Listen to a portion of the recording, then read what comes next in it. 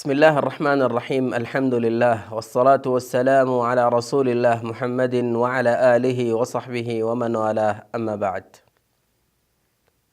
نن د رسول الله صلی الله علیه وسلم یو پیغام چې هغه ډېر دردونکی، یرونکی او انسان باندې رعب راوستونکی دی، هغه ذکر کوو. او هغه دا چې رسول الله صلی الله علیه وسلم یو ورځ صحابه کرامو ته فرمایي چې چا تاسو کې خوب خو نه دی لیدلی، ځکه تپوس به هر وخت کولو چې چا خوب لیدلی، نو پیغمبر ته به بیانو. ټول غلی شو. رسول الله صلی الله علیه وسلم ورته فرمایي چې ما خوب لیدلی دی، وای ورئ. و یو کس مې ولیدو چې هغه اوده دی یا پروت دی، او د هغې په سر باندې یو ملائکه ولاړه ده چې د هغې سره یو غټ کاڼی دی، او دا کاڼی اوچتی اوچتی، او چې کله یې ښه پوره اوچت کي، بیا یې د دې سړي، د دې پروت سړي سر ته راپرېږدي، او د هغې سر ذرې ذرې شي، او د هغې نه وینې رواني، د هغې د مرۍ نه وینې روانې، او هغه سر د هغې ذرې ذرې شي.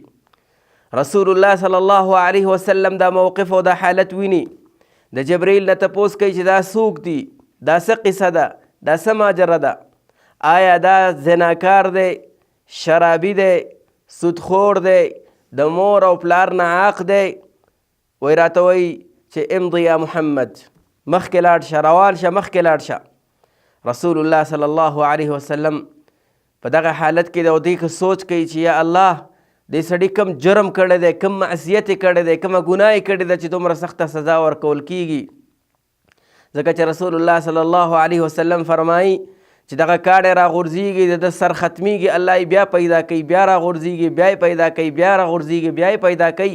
په دغه شکل باندې دا سلسله داسې روانه ده. د رسول الله صلی الله علیه وسلم فرمایي چې ما ته تپوس وکړه یا جبریل دا څوک دی؟ جبریل علیه الصلاة والسلام راته وویلې چې یا محمد، دا کس چې د سره داسې کار کیږي چې په ګټه باندې د سر ماتیږي، ګټه پرې راغورځېږي، او الله د دا سر جوړی، او بیا راغورځېږي، او بیا یې جوړی. دا کس زناکار نه، شرابخور نه، او همدارنګې د مور او پلار نه عاق نه. غوږ شئ زما ورونو چې دا کس څوک ده چې الله رب العالمین دومره سزا ورکوي.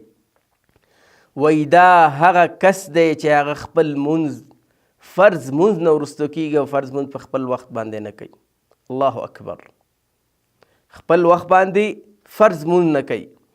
دا هغه پرده ده، هغه حائل دی چې دغې وجې نه دا جنت ته نشي داخلېدلی.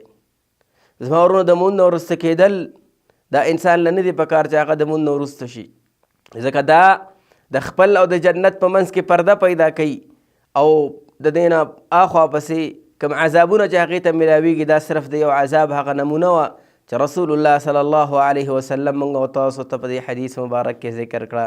الله رب العالمین د موږ او تاسو دې باندې عمل کولو توفیق راکړي. وصلی الله علی النبی محمد وعلى آله وصحبه أجمعين.